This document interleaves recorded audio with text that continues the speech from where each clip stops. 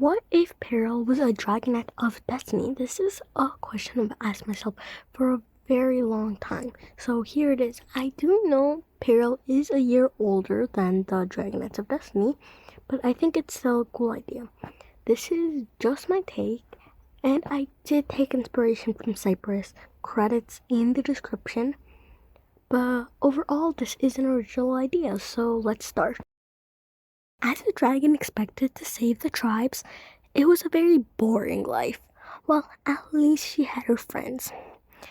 Clay, Tsunami, Starflight, and Sunny. They were like siblings, but from different tribes. Peril had the idea of escaping this boring cave to see the outside world. If they were meant to save the tribes, they should know their way around. It was the one day of their escape. They couldn't just leave. The stone blocking the entrance was too big to just push out of the way. They all weren't big enough to push it out of the way. One time they tried to, it didn't go well. "I don't think this is a good idea," Sunny said. In a whisper, "Well, it's our only way out, other than the small river," said Peril. "I agree with Sunny," said Clay nervously. And Tsunami and Starflight didn't even help them try to escape. Well, Sunny was right. They got caught in the middle of the escape. It was, the fifth time they got caught. The last idea was through the river, and Tsunami would open the stone from outside, since there was a hidden button for them to pass through. The day of the grand escape had come. After a long time of waiting, all they got was getting captured by a queen. Queen Scarlet of the Skywings. Scarlet found that Peril had talents powerful enough to burn anything they touched. Scarlet threatened to kill Kestrel, Peril's mother, if she did not fight for her queen. Peril had no choice but to fight along her side. All day she was chained up to prevent her from saving her friend. The material of the chains were made out of something that was too strong to burn through. All Peril saw was burning dragons in front of her, and it was all because of her. It had been months since Peril could remember being free to stretch her wings without chains holding them down. It was a cruel cycle of killing with no way out. She could just attack Scarlet, but no. She felt like a mother to Peril. The day of another fight, this time it felt different. The moment she was about to walk in, Scarlet's voice boomed through the arena. "Today we have something we have never seen before.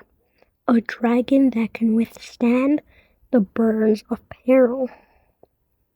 As Peril stepped into the arena, she froze, as at the other end she saw Clay, trying to look confident.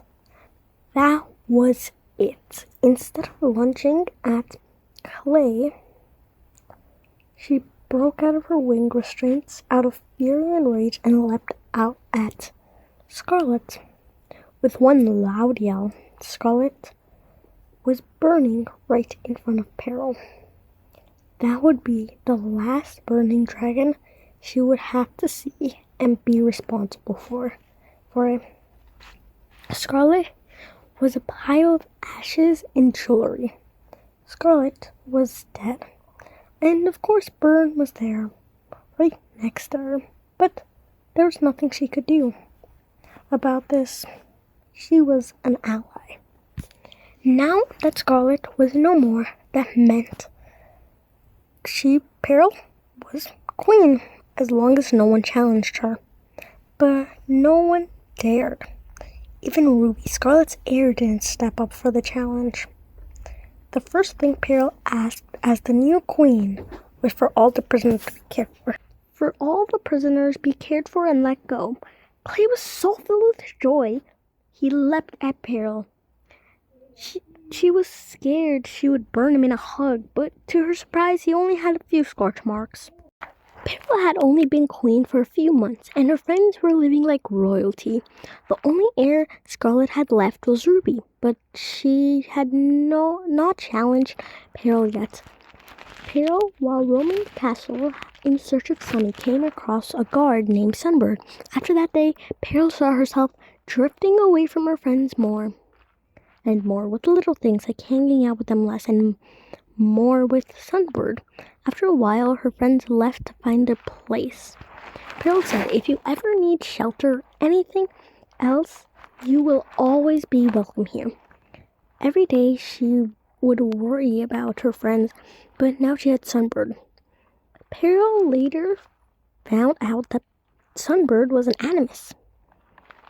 When she was taking a stroll, she saw rocks being thrown, but there was no one throwing them. Only Sunbird sitting there, still.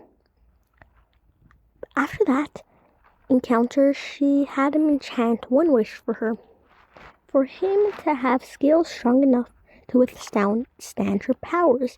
And not only her, but the rest of his generations to come. And he did, just for his queen. Years had passed, and Peril had 3 little perfect dragonets with Sunbird. They named them Bolt, Storm, and Scorch. And one of them could have animus powers, and that could change the Skywings forever, to have animus royals.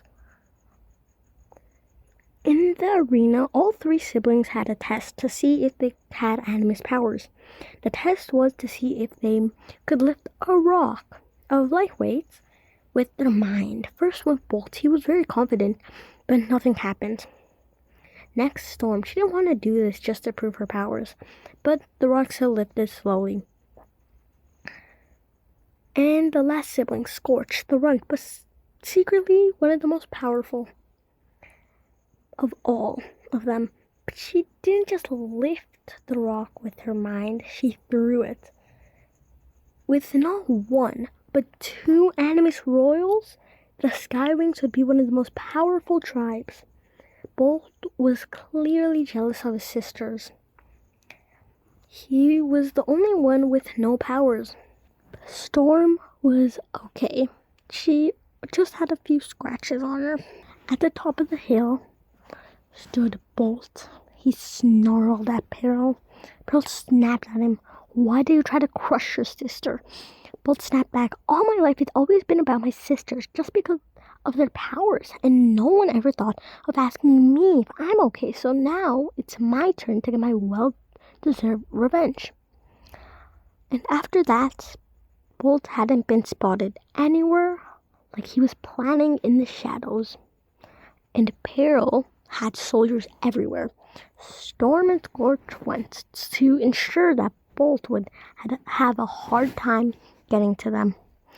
She felt like she was trapping her dragonets like she was before, but she couldn't just let them roam freely now with the danger of Bolt hanging in the air. He could attack at any time. That night, Kestrel, Peril's mother, was killed with a long, sharp claw mark down her throat.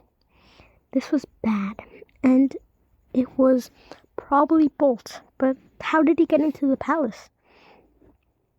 She would have to move her family to a different place where Bolt would never find Peril and her family, and send out a search team for him and have him removed.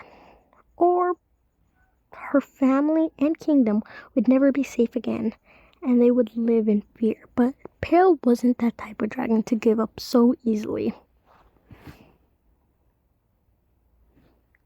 And that's the end. In the comments, tell me if I should make a part 2, or you can request an idea. I will be making more videos of these if you guys like it, and if it gets maybe 50 views, I will be making a part 2 100%. And bye! See you in the next video.